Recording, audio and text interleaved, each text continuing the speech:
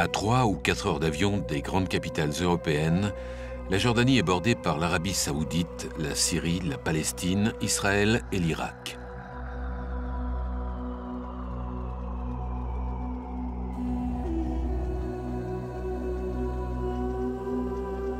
L'ensemble du Moyen-Orient, berceau de civilisation auquel la Jordanie n'échappe pas, recèle des trésors archéologiques.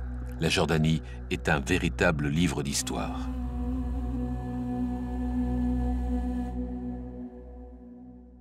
Si Petra est le site archéologique le plus connu de Jordanie, la ville antique de Jerash, anciennement nommée Gerasa, n'est pas en reste.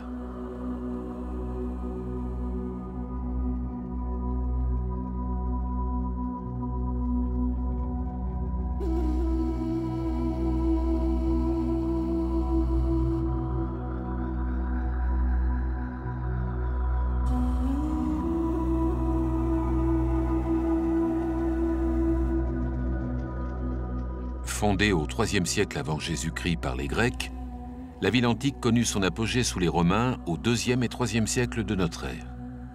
Puis les maîtres de Byzance en firent le siège d'un évêché. Les invasions perses et arabes au 7e siècle, de même qu'une série de tremblements de terre, firent de la ville un champ de ruines. Jamais la Jerash romaine n'a retrouvé sa splendeur et son importance, mais le site reste un joyau d'archéologie.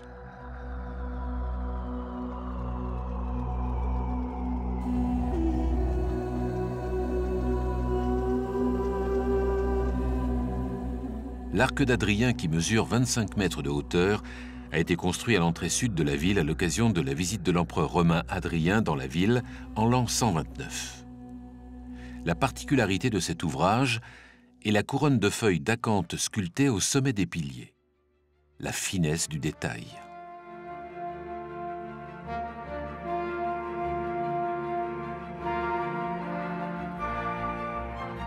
Passé la porte d'Adrien, voici l'hippodrome. Il a été construit à l'époque de la dynastie des empereurs sévères dès la fin du IIe siècle de notre ère. L'hippodrome est équipé de 10 portillons, les carcérès, et pouvait accueillir 15 000 spectateurs qui, à ce que l'on raconte, parlaient grec même à l'époque romaine durant les courses de chars. Des carcérès qui sont en fait les stalles de départ. Les attelages à 4 chevaux menés par des auriges s'élançaient sur la piste. Les courses de chars étaient un grand moment de la vie culturelle des cités romaines et les paris étaient de mise dans le public enthousiaste. Les auriges et les chevaux étaient de véritables vedettes. Les attelages appartenaient à des écuries arborant couleurs et représentations divines.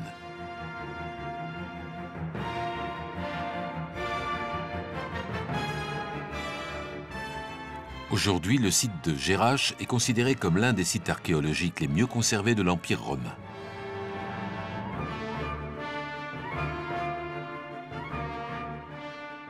Au départ, si vous voulez, Jerash est donc une des 10 villes de la Décapole, comme son nom l'indique, qui en comptait 8 à 16 suivant les auteurs anciens.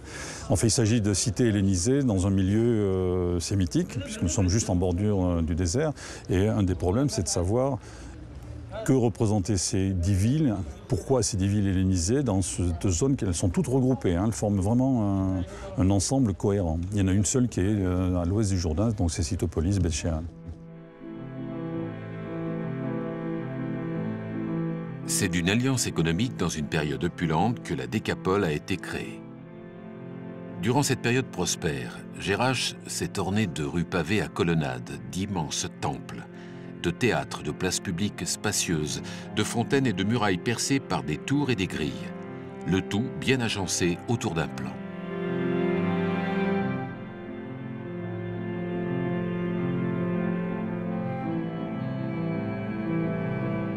Le site de Jerash a toujours été occupé. Et tout ça pourquoi? Parce qu'on est dans une zone qui est suffisamment arrosée et dans laquelle il y a des sources très importantes. On en a une d'ailleurs en plein centre de la ville, malheureusement sous le niveau du secteur monumental et qui ne pouvait pas être utilisée directement pour alimenter par exemple les thermes ou autres, sauf ceux de l'Est. Donc c'est la source d'Ain Karawan. Mais il y a autrement beaucoup de sources un peu partout dans la vallée. Donc déjà, ça explique, si vous voulez, le fait qu'on ait eu du monde, toujours. Et alors simplement, c'est à partir du bronze moyen que le petit groupe, donc, parce que c'est un petit groupe, va se fixer définitivement dans ce qui va devenir la Jerash antique. C'est-à-dire c'est sous la colline que l'on aperçoit là, qui est la colline boisée, qui est la colline du musée actuel. Donc cette colline est en très grande partie artificielle. Il s'agit donc d'un tel, ni plus ni moins, qui résulte de l'accumulation de petits villages depuis le bronze moyen, donc jusqu'à nos jours, puisqu'il y a le musée actuel. À partir de l'époque hellénistique, et de l'époque hellénistique tardive, le petit village va commencer à exploser, à sortir de son cadre. Et il va petit à petit commencer à occuper les collines limitrophes. Donc ça va se faire, si vous voulez, par diffusion progressive. Alors c'est un domaine dans lequel on est quand même très réservé parce qu'on ne connaît pas les niveaux anciens, ou très peu. On n'a que des petits points, des sondages qui nous permettent de le savoir. Pour quelle raison? C'est que, comme vous le voyez, la qualité des vestiges de l'époque romaine et de l'époque byzantine est telle qu'on ne va pas passer à travers, on ne va pas démolir tout ça, on ne va pas démolir les dallages pour aller faire un sondage en dessous. Donc on est obligé de choisir les endroits où il n'y a pas de vestiges trop importants pour pouvoir faire des sondages. Et malheureusement, ça ne correspond pas toujours aux endroits où on voudrait. Le bâtiment le plus ancien daté de Jerash, c'est le Théâtre Sud, qui est daté des années 90, qu'on aperçoit sur le côté. Donc on est déjà à l'époque romaine, ça ne fait aucun doute. Théâtre Sud de la ville de Jerash. Ce superbe édifice fut construit sous le règne de Domitien à la fin du 1er siècle.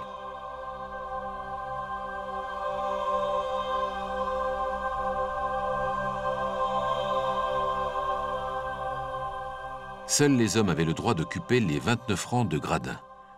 Quelques 4000 spectateurs y entraient par 2 portes munies de billets en terre en forme de rondelles. Les places étaient repérées par des lettres grecques dont on devine la trace au premier rang. Ce qui est impressionnant ici, c'est la maîtrise de l'acoustique à l'intérieur du théâtre. Le spectateur qui se trouve à la dernière rangée de gradins entend en effet aussi bien que celui qui se trouve à la première. Une incroyable prouesse acoustique. Aujourd'hui, le théâtre abrite le festival folklorique de Jerash durant l'été.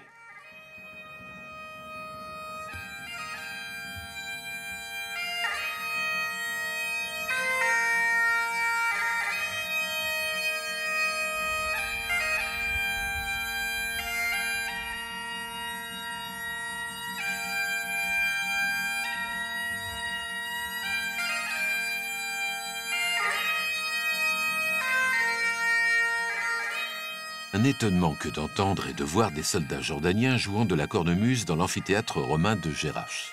En fait, il faut y voir ici un autre signe d'occupation, anglaise celle-ci. Dans les anciens protectorats britanniques du Proche-Orient, la musique militaire est restée celle apportée par les régiments écossais, avec un style d'interprétation parfois assez personnel.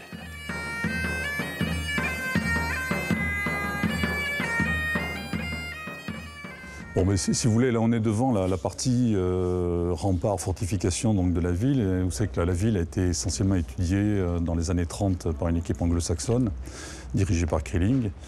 Et une des très grandes idées au départ de Jerash, c'est que la ville étant admirablement conservée par rapport aux autres villes de la Décapole, c'est qu'on pensait que l'étude de Jerash pourrait servir un petit peu de modèle pour expliquer à la fois l'organisation, l'histoire des autres villes. Alors celle de Jerash en plus est relativement facile à comprendre, tout le moins quand on regarde un plan. C'est une ville qui est organisée sur un plan tramé, c'est-à-dire un plan avec des axes orthogonaux, et qui semblait bien donc indiquer une origine hellénistique de la ville, puisque c'est un plan dit hellénistique, de type hippodamien.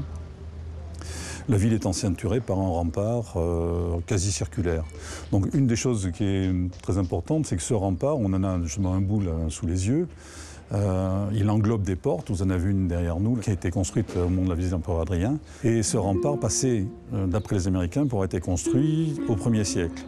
Si le rempart était construit au 1er siècle, ça veut dire que les portes sont en place au 1er siècle, c'est-à-dire que les rues sont en place au 1er siècle, c'est-à-dire que l'urbanisme de la ville est en place, c'est-à-dire que grosso modo, toute l'organisation de la cité est donc fixée. Plusieurs portes sont connues sur le tracé des remparts, mais seules celles du nord et celles du sud sont bien conservées. C'est donc par la porte sud, formée de 3 arches, qu'arrivaient les caravanes en provenance d'Arabie.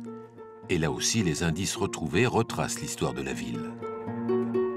on a trouvé des installations d'époque romaine, dont une partie est tout à fait remarquable, puisqu'il s'agit d'un pressoir à huile. Je ne dirais rien de surprenant dans la région, sauf que c'est un pressoir d'un type très particulier, c'est une prise à double vis à action directe. Mais ce qui va nous intéresser là, c'est la partie rempart. Et vous voyez très bien que la fondation du rempart recouvre en partie les installations de l'huilerie. Et donc l'huilerie n'est pas utilisable dans son état. Donc le rempart ne peut être que postérieur à la destruction de l'huilerie. Et par chance, on a trouvé là-dedans, bien entendu, tous les niveaux de destruction, à la fois de l'huilerie, de l'échoppe de charpentier qui était au-dessus et de la maison d'habitation, avec des trésors monétaires, du matériel céramique, etc. Et on a pu, à partir de là, prouver que le rempart n'était pas du 1er siècle, mais extrême fin du 3e, début du 4e. Ce qui correspond d'ailleurs à un schéma tout à fait classique pour la région, avec une fortification des villes donc à l'époque byzantine, au début de l'époque byzantine. Malgré le peu d'écriture existant sur l'histoire de Jerash, l'archéologie permet ainsi de démêler l'écheveau du fil du temps.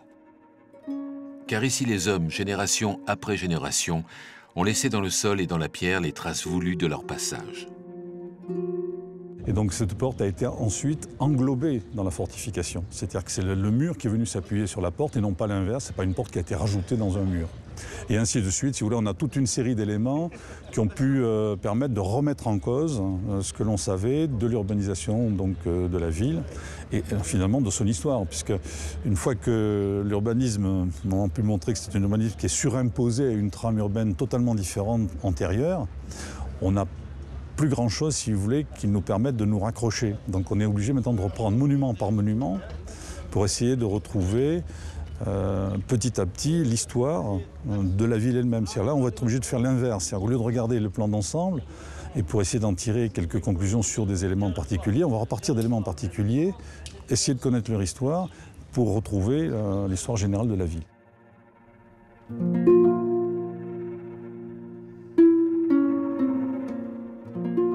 Malheureusement, on a très peu de textes qui nous en parlent. On a heureusement, pour une partie de leur histoire, un texte fondamental pour nous, qui est donc Flavius Josèphe, qui nous parle de ces villes lors de la première révolte juive. C'est que lors de la première révolte juive, on a affaire à un soulèvement des populations juives, avec des bandes qui viennent attaquer, enfin des bandes, si on reprend les termes employés, bien sûr, des bandes qui viennent attaquer les villes de l'intérieur. Or, dans ces villes de l'intérieur, donc Gerasa, vous avez aussi des communautés juives qui existent au milieu de la population, qui est très hétérogène. Et on sait par Flavius Josèphe que ces communautés juives intérieures de chacune des villes font bloc avec le reste de la population pour repousser les assaillants juifs venus de Palestine. À la suite de quoi, on sait aussi par Flavius Josèphe que dans la plupart de ces villes, les habitants regroupent leurs propres juifs, les autochtones, ceux de la ville, et les suppriment. Donc il est très clair à ce sujet, sauf, il y a un seul cas particulier, il y a une seule ville qui ne pratique pas ce massacre, c'est Gerasa. Gerasa non seulement ne massacre pas ses juifs au moment de la première révolte, mais va jusqu'à protéger les groupes de juifs qui veulent malgré tout quitter la cité pour s'échapper et partir vers un autre ailleurs.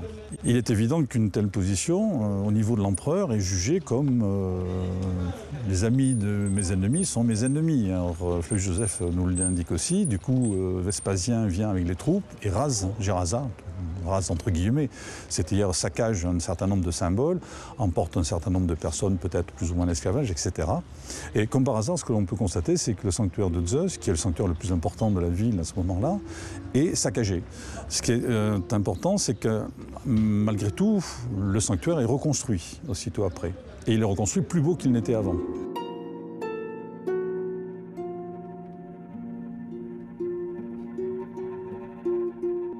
On peut suivre une partie de l'histoire de la ville. Et cette histoire de la ville me semble absolument pas représentative des villes de la Décapole. C'est un cas particulier, on le voit très bien. Lors de la première révolte juive, Jerash se comporte bizarrement toute seule par rapport aux autres villes. Et visiblement, elle a dû se comporter aussi bizarrement toute seule lors des autres événements qui ont pu secouer la région. Ce qui fait que l'étude même de Jerash ne nous permet de comprendre que Jerash, si tant est qu'on puisse la comprendre bien entendu, mais ne peut pas servir à expliquer ce qui se passe sur les autres villes, contrairement à ce qu'on avait pu espérer au départ.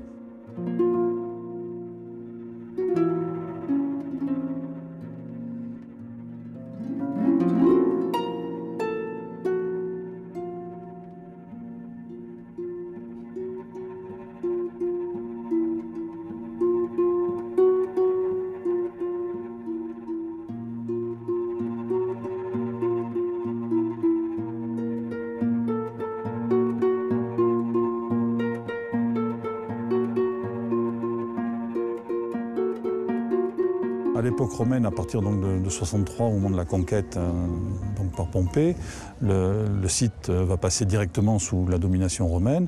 Et là, on va commencer à avoir, avec notamment la création des grands liens routiers avec Philadelphie, Pella et Bosra.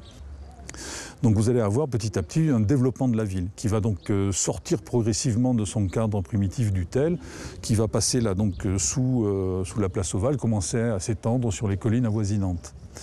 Mais le maximum de développement ne sera atteint qu'en fait au 2e, 3e siècle, pour une première vague de construction, et surtout à l'époque byzantine. Le maximum de l'extension de la ville se fera à l'époque byzantine. Il y aura ensuite, bien sûr, malheureusement, le très très gros tremblement de terre de 749, puis, ou au même moment ou un tout petit peu avant, là malheureusement on est incapable de le savoir au niveau archéologique, ce qu'on appelle une grande peste ou plusieurs grandes pestes, il y a plusieurs épidémies qui vont décimer la population. Ce qui fait que l'ensemble fait que milieu du 8e siècle marque vraiment le grand déclin de la ville. Il y aura une petite occupation abbasside, puis une désertification, et puis une réoccupation ponctuelle au moment des croisades, puisqu'on aura donc quelques personnes qui viendront s'installer ici, une petite fortification, puis un petit village qui va s'installer sur les pentes ici, et puis disparition totale de la population. Ce qui veut dire que pendant à peu près 7-8 siècles, il n'y a personne, quasiment un millénaire, il n'y a personne sur le site. Et il y a donc absence du prédateur le plus catastrophique qui existe pour les ruines, c'est le bipède. Et donc la ville va être admirablement conservée. Et c'est pour ça que la ville est bien conservée. C'est parce qu'il n'y a jamais eu de personne pour la démolir. C'est pour cela que Jerash est l'un des plus beaux vestiges de l'Antiquité. Le déclin puis l'oubli du site permettent une lecture claire des ruines. Déjà, les Grecs avaient effacé ou éparpillé les traces de l'époque du bronze. Puis, les Romains ont fait de même avec les oripeaux de l'époque grecque. Puis, les Byzantins. Pour les archéologues, il s'agit donc de remettre un peu d'ordre dans tout cela.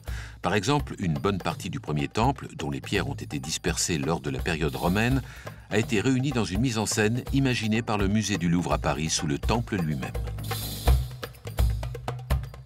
Bon, ici, vous avez en fait deux éléments qui sont très importants, dont peut-être le plus important n'apparaît plus à la suite de l'aménagement muséographique qui a été réalisé ici par le Louvre. C'est le bâtiment lui-même. Nous sommes dans le cryptoportique du sanctuaire de Zeus, qui a été donc élevé en 27-28 de notre ère par Diodoros, fils de Zébédas, donc le Gérasénien, qui est un architecte génial, à mon point de vue, il est absolument génial, puisqu'il a réussi à le tour de force de construire des pénétrations de voûtes sans cintre, des voûtes appareillées, ce qui était un des problèmes majeurs de l'architecture antique, dont mais personne ne se rendra compte de ce que vous avez là sous les yeux est un tour de force technique. Le deuxième partie que vous avez ici, c'est le bâtiment qui a été détruit lors de la première révolte juive. Alors ce bâtiment est assez extraordinaire parce qu'on a retrouvé à peu près 80% de ces blocs. Il a été donc démonté volontairement et enterré.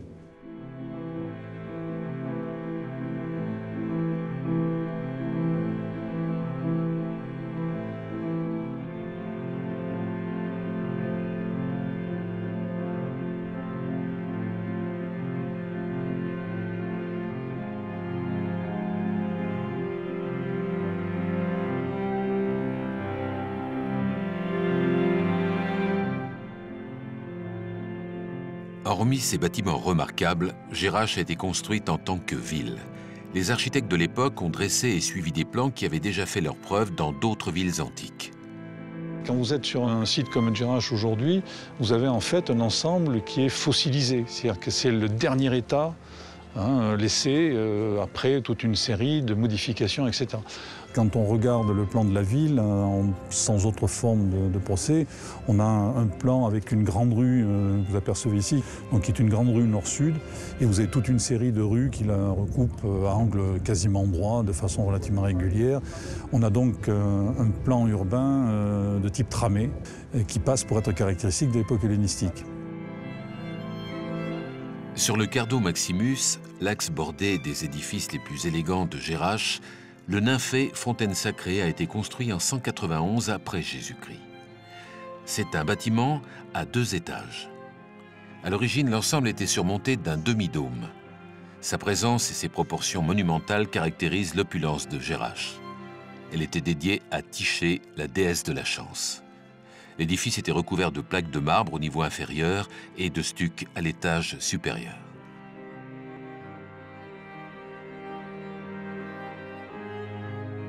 Un véritable jet d'eau qui tombait en cascade au milieu des colonnes corinthiennes dans une grande vasque, puis, après divers bassins, s'écoulait dans un système d'égouts courant sur toute la longueur du quart d'eau.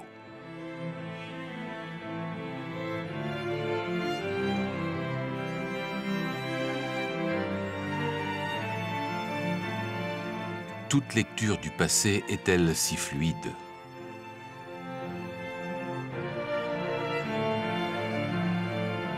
Si vous voulez, quand donc, les Américains viennent ici, les rues ne sont pas dégagées. Hein. Il faut bien imaginer que tout ça, vous avez ici un énorme champ de blé, par exemple. Donc tout ça, ils en voient que très peu par rapport à nous. Et donc ils vont surtout travailler à partir du plan. Et le plan, effectivement, semble indiquer une ville de fondation hellénistique. Quelques sondages, quelques éléments semblent les confirmer, bien sûr, dans tout ça. Quand on arrive ici, aucune raison de douter, a priori, de ce que racontent les Américains. Les éléments qu'ils présentent sont cohérents, apparemment, tout se tient dans ce qu'ils racontent. C'est donc la fouille à côté de la porte sud qui porte le premier coup de semonce, si je puis dire. C'est-à-dire que le fait qu'on trouve sous le rempart un bâtiment incendié à la fin du IIIe siècle vient prouver que le rempart n'est pas du 1er siècle. Le rempart n'étant pas du 1er siècle, on ne peut plus rien dire sur les emplacements des portes. Nous ne pouvons plus rien dire sur les emplacements des portes, on ne peut plus rien dire sur les axes, etc.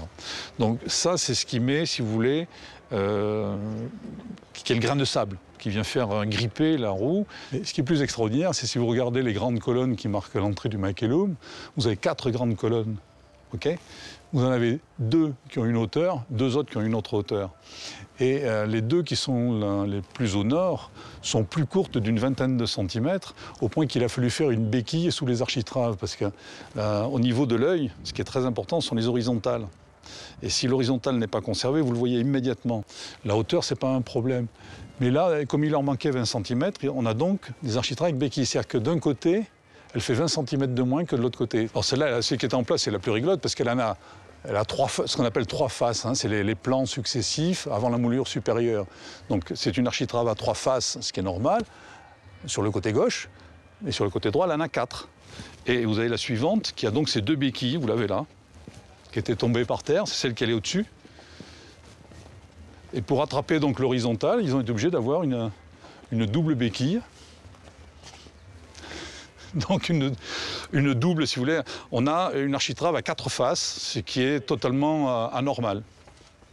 Mais ça, c'est simplement un rattrapage sur un bâtiment qui est construit, j'allais dire normalement, c'est-à-dire avec des gens qui ne travaillent pas au millimètre comme on le fait aujourd'hui.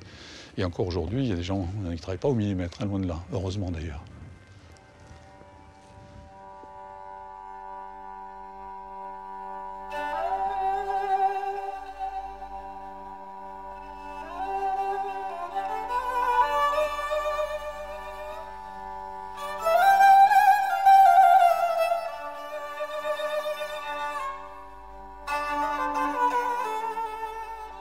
Si vous retournez par exemple ici, vous avez des colonnes.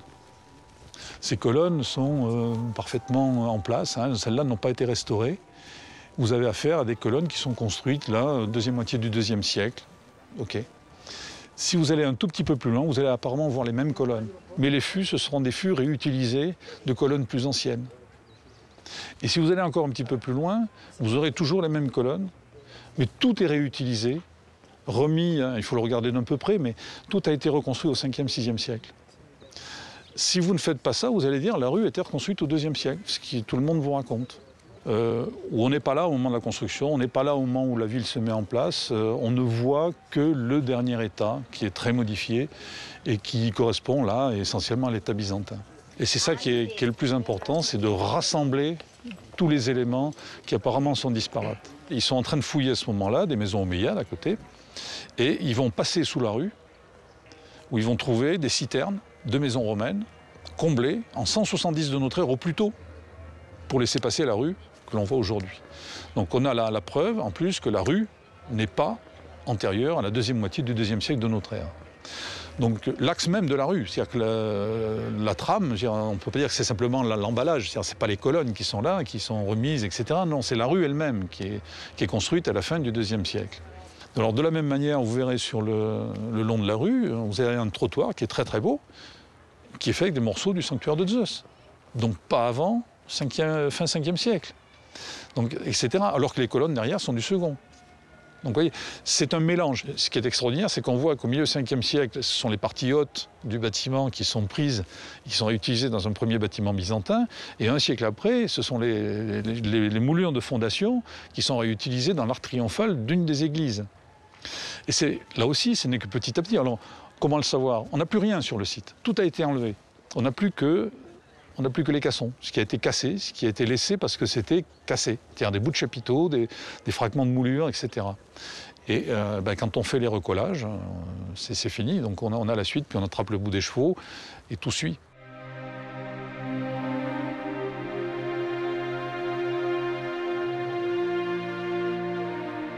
Le temple de Zeus est l'exemple même de la difficulté qu'ont les archéologues à écrire l'histoire.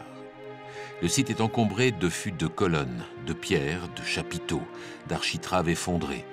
Témoignage du passage des générations, de la violence des séismes et des guerres qu'a subi la ville. Tout le travail des archéologues consiste alors à reconstruire le puzzle historique de la ville oubliée.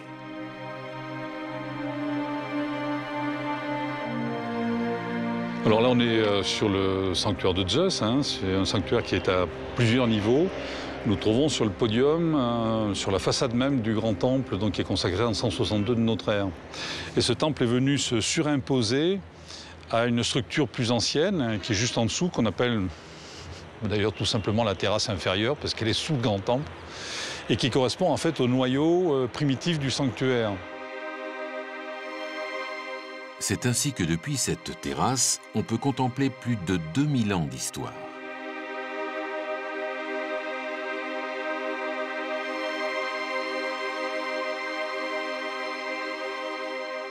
Et là, on a une construction d'un truc qui est absolument extraordinaire. Avant même la construction de ce gros machin sur lequel nous sommes, vous avez là une succession complète de bâtiments qui s'échelonnent sur plus d'un millénaire.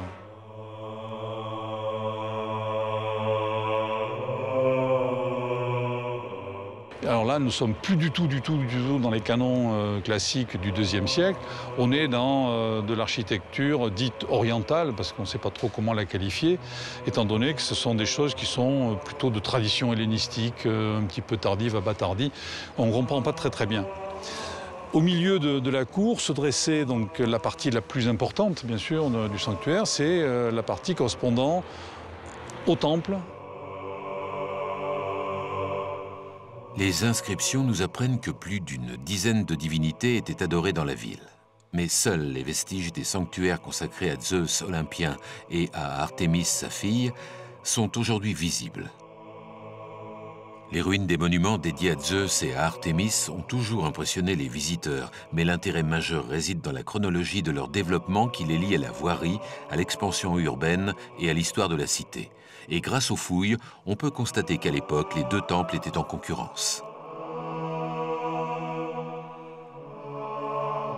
Le vrai sanctuaire, le véritable sanctuaire ancien, et qui restera de toute façon celui qui va primer dans le cœur des Géraséniens, si bien celui du sanctuaire de Zeus, le temple d'Artémis restera inachevé, alors que tout d'un coup, 12 ans après, on va construire ici un énorme temple qui est plus grand que celui d'Artémis et qui, lui, sera terminé. L'archéologie a ça de particulier, c'est qu'on a des gros monuments. On a parfois des textes qui sont extrêmement précis, mais on n'a pas du tout, on n'a jamais d'ailleurs, ceux qui nous intéresseraient en priorité. Par exemple, on aimerait bien avoir un texte qui nous dit « c'est moi, l'empereur X, qui ai financé la construction du temple d'Artémis parce que j'avais besoin de dire que c'était maintenant le pouvoir impérial qui régnait sans partage à Djerash ». Ça, on l'a pas. Et l'histoire se complique, car les temples, une fois désertés, ont servi de matière première à la construction d'autres monuments de la ville. Donc là, on est aussi devant un portique qui apparemment est de bonne qualité. Et devant, le trottoir a été réaménagé, reconstruit, en avancé sur la rue, avec uniquement des blocs provenant du sanctuaire de Zeus. On le voit très bien, les blocs de calcaire blanc, la petite corniche à palmettes qui est là, y compris d'ailleurs les blocs d'un hôtel monumental qui se trouvait dans la cour du sanctuaire. Tout ça, ça a été démonté, réutilisé donc en partie ici, en partie dans la cathédrale, en partie dans Saint-Théodore, en partie dans les thermes, etc. On n'a plus rien sur le sanctuaire. Et donc le jeu aujourd'hui consiste à repérer les morceaux dans la ville. Et alors on est un petit peu aidé parce qu'on sait qu'on doit chercher dans des bâtiments qui sont après 450. Hein, étant donné que la fouille nous a indiqué que c'est autour de 450 que le bâtiment commence à être démonté. Donc on cherche dans la ville des bâtiments qui sont postérieurs à 450. Alors il y a des fois, ça va, c'est assez facile à trouver, il y a d'autres fois c'est un peu plus compliqué. Alors, on a par exemple les Italiens là, qui fouillent un petit peu plus loin, qui viennent de trouver 19 architraves d'un coup, qui ont été réutilisés comme silobas, c'est-à-dire comme fondation à un portique d'une église. Voilà, ben c'est sous le portique, donc nous sommes ici dans le propylée, enfin plutôt la cour qui précède, c'est la cour atrium qui précède l'église dite des propylées, donc qui est derrière. Et on a sous les bases de colonnes qui sont là, toute une série de blocs qui sont les architraves du naos de Zeus, donc qui ont donc disparu du sanctuaire de Zeus, elles sont là. Elles sont toutes réutilisées comme fondation du portique de l'église byzantine. Vous apercevez une ici et une autre encore en place là-bas sur la porte. Alors ça c'est facile à repérer, ce sont des blocs qui sont très très spécifiques, ce sont les seuls dont on a par exemple, ils sont en calcaire rose avec une moulure très particulière, des largeurs, dimensions, et puis on a surtout des tenons vous voyez, en forme de queue d'aronde, double queue d'aronde, donc des crampons. Alors ça vient d'être fouillé donc, par les Italiens. Et donc d'un coup, là, on a eu 19 blocs du sanctuaire qui nous sont revenus au jour. L'autre temple de la ville, donc, est un temple romain érigé en 150 sous le règne d'Antonin le Pieux. Le bâtiment possédait un portique de 12 colonnes corinthiennes dont la taille est si haute que les jours de grand vent, on en voit vaciller les fûts. 11 sont encore debout. C'est le monument le plus important de la cité, d'abord parce qu'il s'agit du temple de la déesse tutélaire de Gérache, mais surtout par les proportions de l'édifice. L'ensemble de la construction s'étale sur près de 650 mètres de longueur. Là, nous nous trouvons à l'entrée, si je puis dire, du sanctuaire d'Artémis, c'est-à-dire au niveau de la rue. On est sur le cardo, enfin, toujours la fameuse rue nord-sud, et on est au pied de ce qu'on appelle le propylée, c'est-à-dire la porte qui va donner accès au sanctuaire.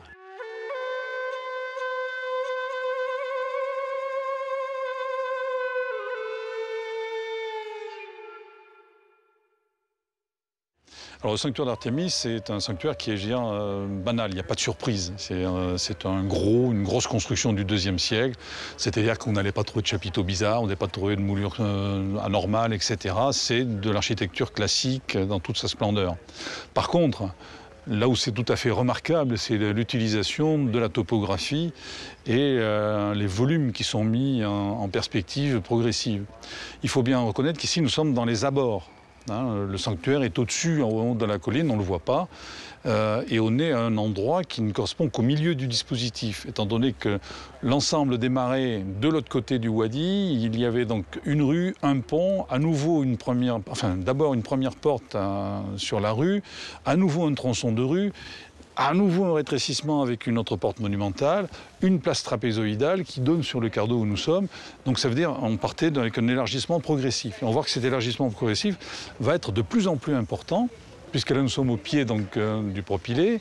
Vous apercevez le tripylône derrière, et derrière ce tripylône, vous avez un escalier qui ne fait que 34 mètres de large. Cet escalier aboutissait à une terrasse intermédiaire. C'est une montée progressive avec un élargissement progressif devant la façade du sanctuaire. La composition est extraordinaire. Et on va le voir quand on arrivera au sommet. Bien que les dédicaces à la déesse attestent l'existence d'un lieu de culte à la divinité dès le milieu du 1er siècle de notre ère, les constructions actuelles ne datent que du milieu du 2e siècle. Ici, nous avons des colonnes qui sont des colonnes qui se tiennent toutes seules. C'est une colonnade, c'est pas un portique. Ça ne supporte rien. C'est vraiment de la décoration.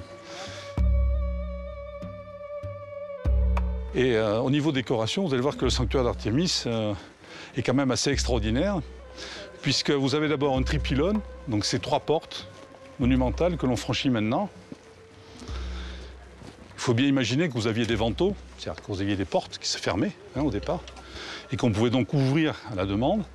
Et derrière, vous avez cette première série de volets de marche, séparés par des petits paliers, et qui aboutissent à une première terrasse sur laquelle se dressait apparemment un hôtel.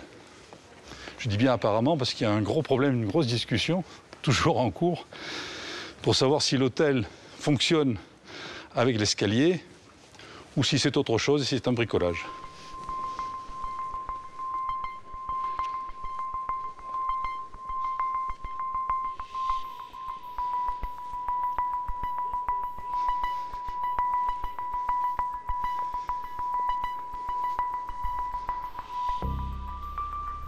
Alors à partir d'ici, vous allez commencer à percevoir les colonnes du sanctuaire, enfin les colonnes du temple même. Le temple d'Artémis était censé être le plus beau temple et le plus important de la Jerash antique, contenant des panneaux de marbre fin et une statue de culte richement décorée dans la cella. Rien n'était trop beau pour honorer la protectrice de la ville.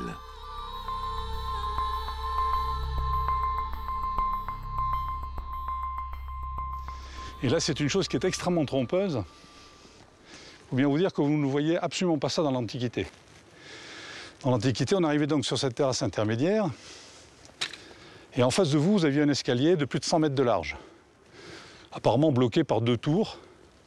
Et entre les 2 tours, vous aviez à nouveau, une colonnade, pas un portique, une colonnade, et à l'arrière de laquelle se dressait un grand mur qui vous cachait tout, avec à nouveau, probablement, un tripylône, donc 3 grandes portes. Donc jusqu'à maintenant, on ne voyait toujours pas le temple. Il faut bien se rendre compte de ça. Donc on arrive ici, tout d'un coup, vous imaginez qu'il n'y a pas les tas de déblais sur les côtés, et vous avez quelque chose qui fait 3 fois la largeur que vous avez là, en réalité.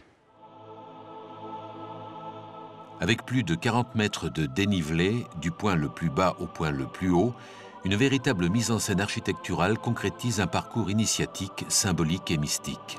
Les processions partaient de la rivière et montaient vers le Téménos.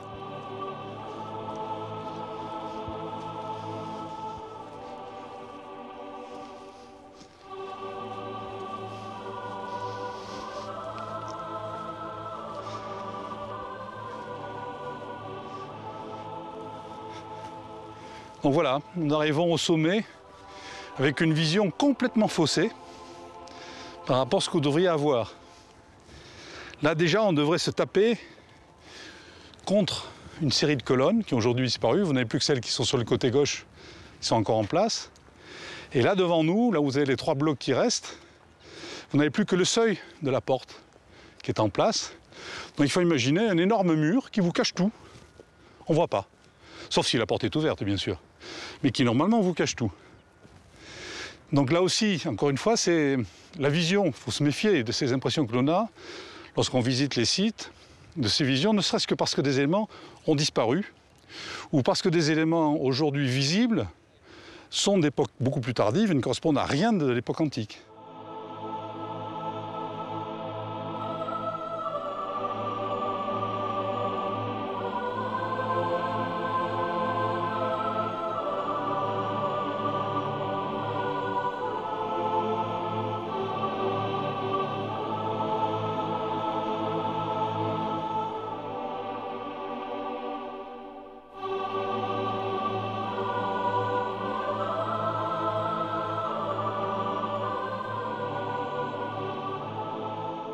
Là, nous sommes devant le temple d'Artémis, qui est en fait donc le grand temple de la ville. Hein. C'est celui qui devient à partir du IIe siècle le sanctuaire principal.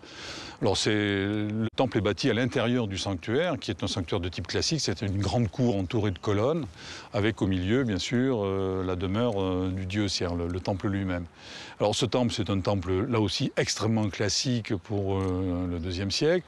Vous avez un podium, c'est-à-dire un énorme soubassement, sur lequel vous avez une série de colonnes qui entourent la cella, c'est-à-dire la boîte centrale.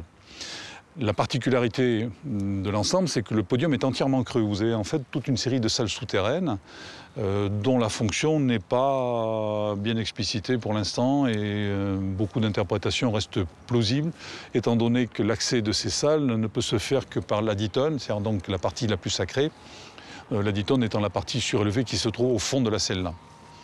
Il y a bien entendu une autre particularité, c'est un temple qui a un escalier dans l'aditone qui permettait d'accéder à la toiture. Et comme c'est le prêtre qui accédait sur la toiture, donc on peut supposer que là aussi, comme à Palmyre, et dans d'autres sites d'ailleurs, on a des choses qui se passent sur les toitures, ce qui est supposé que les toitures étaient probablement plates, malgré quelquefois la présence de frontons, qui laisserait supposer qu'on a bien sûr une toiture à deux pentes, mais les frontons étant des frontons postiches, comme par exemple à Palmyre, où là on en est sûr, on a des frontons et des toitures plates derrière, avec même la celle-là qui monte plus haut, etc. Donc le temple est très beau, hein. Les chapiteaux, vous pouvez remarquer là, sont absolument magnifiques, c'est parmi les plus beaux chapiteaux du IIe siècle que vous pourrez trouver, pour une raison très simple, c'est qu'il n'y a jamais rien eu au-dessus. C'est-à-dire c'est un bâtiment qui est resté inachevé. C'est-à-dire que on aurait dû avoir des architraves, un fronton, etc. Il n'y a jamais eu. Ça a été abandonné comme ça en cours de route. Il y a dû y avoir une toiture provisoire et c'est tout. Alors on a une série de colonnes qui étaient prêtes à être montées. On en a des tambours qui sont par terre. Il y en a d'autres qui étaient même tout simplement brutes de carrière, hein, qui n'étaient même pas travaillées. On en a un tambour qui est là-bas. Les autres, on les connaît. On a retrouvé la carrière qui est sur la route de Souffle, où on a les tambours qui sont encore restés dans la carrière, qui n'ont pas été amenés jusqu'ici. Et donc c'est un projet interrompu. Non, donc on voit très bien là que le temple est bâti directement sur le rocher. Le rocher présente de nombreuses si vous voulez, traces de travaux, d'excavation, alors qui correspondent à plusieurs époques, hein. Vous avez des installations qui sont des installations hydrauliques qui correspondent aux bassins qui ont été rajoutés là au moment où le temple fonctionne, mais qui eux-mêmes recoupent toute une série de sépultures taillées dans le rocher. Vous avez ici, par exemple, une chambre funéraire qui était ici. Vous en aviez une autre là derrière, encore une ici, et une dernière encore là de ce côté-là, dans celle que l'on voit. Il y en avait d'autres qui ont été rebouchées depuis pas mal d'années. Donc on voit très bien qu'on est sur l'emplacement d'une nécropole qui est désacralisée pour implanter le sanctuaire. Et on voit très bien que d'ailleurs, par certaines parties de fondation, il faut aller chercher le rocher là où il se trouve, c'est-à-dire au fond de la tombe. Ensuite, tout ça, c'est nivelé. Et vous avez bien entendu rajouté par-dessus, hein, qui viennent bien sûr perturber la lecture de tout ça, des canalisations qui viennent soit alimenter, soit vidanger les bassins qui sont, eux, liés à la construction du temple. Donc c'est un sanctuaire dans lequel il y a aussi des grands bassins, comme dans beaucoup de sanctuaires de la région.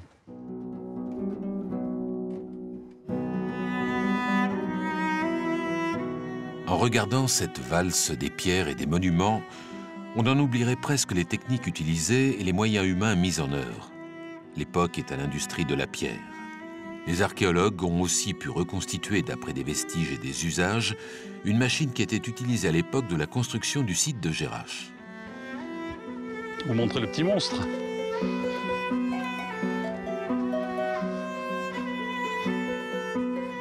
Durant les fouilles, les chercheurs ont fortuitement retrouvé les traces d'une machine qu'ils ont croisée avec des documents d'archives et ils ont ainsi pu comprendre l'impensable.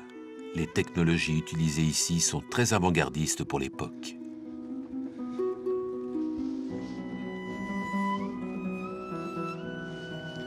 Mamnoua, mamnoua.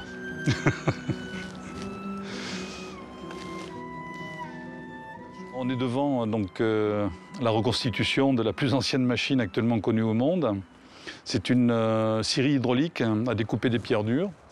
C'est une machine tout à fait extraordinaire, c'est un véritable monstre hein, quand on le voit comme ça, mais c'est le prototype de tout ce qui est mécanique, puisque vous avez là la machine, hein, pardon.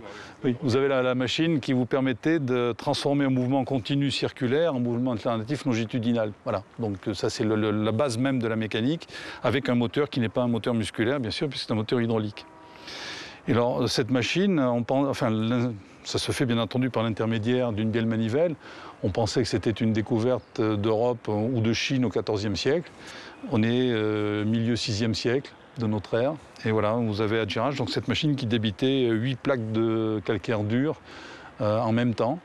Et c'est une machine qui a fonctionné, comme les blocs que vous voyez là en cours de sillage, abandonnés en cours de sillage, le prouvent. C'est très sophistiqué. En fait, on est branché sur c'est l'aqueduc principal de la ville, dont une des branches était là. Voilà, vous en avez un petit trognon qui a été conservé, et qui remplissait en fait une énorme citerne, hein, qui était là derrière, qui aujourd'hui est complètement ruinée, qui elle-même desservait les fontaines qu'on a pu apercevoir dans la rue. Et ce n'est que le trop-plein, donc c'était le trop-plein de cette citerne, qui alimentait le petit bassin bief qui est là derrière, et qui lui-même se déversait donc, dans la roue à Auger avec une chute de 4 mètres. Donc en fait c'est une roue alimentée par en dessus. Vous savez que ce sont des roues qui demandent en fait très peu d'eau, mais qui développent énormément de puissance, parce qu'on a calculé qu'on avait à peu près 2 tonnes de puissance, hein, pour la roue. Et donc ensuite l'eau était évacuée par le canal et rajeunit les égouts principaux. Et on a une chance qui est absolument extraordinaire à Gerrache, c'est que les supports de la roue sont en pierre. Et comme on a aux 2 extrémités de l'arbre court des plateaux, si vous voulez, sur lesquels vous avez l'excentrique qui est fixé, qui est une pièce métallique, ben cet excentrique a frotté sur les murs et a laissé des traces. Et donc vous aviez toutes les preuves. On savait que c'était un arbre court, qu'il y avait des choses qui étaient fixées aux 2 extrémités. On avait les 2 tambours de colonne. On a retrouvé une photo américaine où les 2 tambours de colonne sont exactement à l'emplacement des blocs qu'on a restitués aujourd'hui, etc., etc., etc. On a, d'après les blocs qui sont là, on sait que chaque scie porte 4 lames. On a tous les éléments. C'est-à-dire qu'on avait les distances, les moyens, la largeur de la roue, la hauteur de la chute d'eau, tout y était. On avait tout. Les Autrichiens avaient fouillé à Éphèse une machine aussi, ils savaient bien, ils avaient vu que c'était une machine à scier, mais ils ne comprenaient pas comment ça fonctionnait, donc ils ne l'avaient pas publié. Ça faisait plus de 20 ans. Donc j'ai été invité à Éphèse, j'ai pu visiter, discuter avec les Autrichiens. Donc ça y est, il y a une 2e machine, ce qui prouve bien que ce n'est pas une erreur, ce n'est pas un hasard.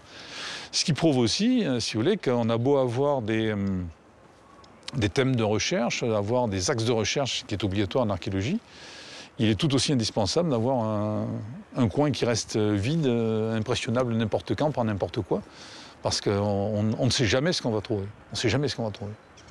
Et je vous dis, je suis passé devant pendant 20 ans. Pendant 20 ans. Et bon, pour l'instant, c'est la plus grosse découverte, enfin celle qui fait le plus de bruit, en tous les cas, de tout ce qu'on a pu trouver. Le site de Gerrache en Jordanie est l'exemple même des boires et des déboires des chercheurs. Tous ces mystères de l'archéologie dont les indices écrivent l'histoire et qui deviennent des preuves. Sans parler de la place du hasard en complément du savoir. Voilà, Gerrache nous a livré quelques secrets. Pas tous, car l'interprétation des vestiges prête encore à controverse sur des détails. Mais le gros est là. Car ici, ce qui est sûr, c'est qu'il y a bientôt 2000 ans, Gerrache était l'un des lieux les plus prospères de la planète avec l'innocence de la réussite.